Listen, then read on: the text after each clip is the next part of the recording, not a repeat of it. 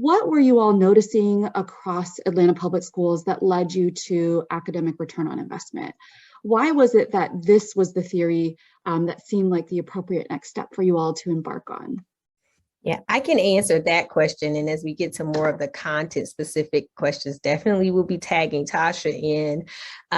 So when I first came here, as I mentioned, I'm the first Chief Equity and Social Justice Officer for the district. And I really wanted to get a sense of the way in which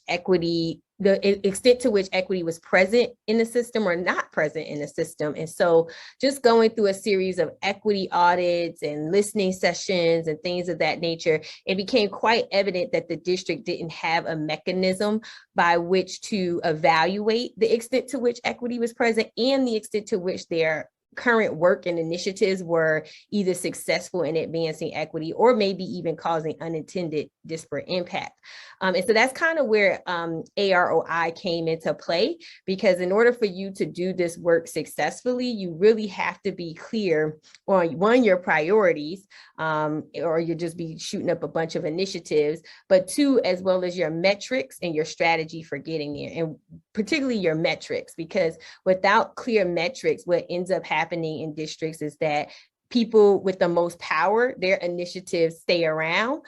because there's no way of evaluating if those initiatives or strategies are really even working. And so just their voice alone keeps them going, versus there may be initiatives that are actually having impact for children, but because you're not tracking that return on investment, those initiatives may fade away. And so data breaks the ground for you having to persuade people that something is occurring or happening, or that something is having success, and allows you to focus on the solution to the problem. And so it was really important for us to have a system in place and a framework in place that allows us to track those metrics to determine if our priorities we're meeting our priorities, if the strategy that we're saying is going to help us meet our priorities are actually working, and most importantly, are we truly having impact for kids? And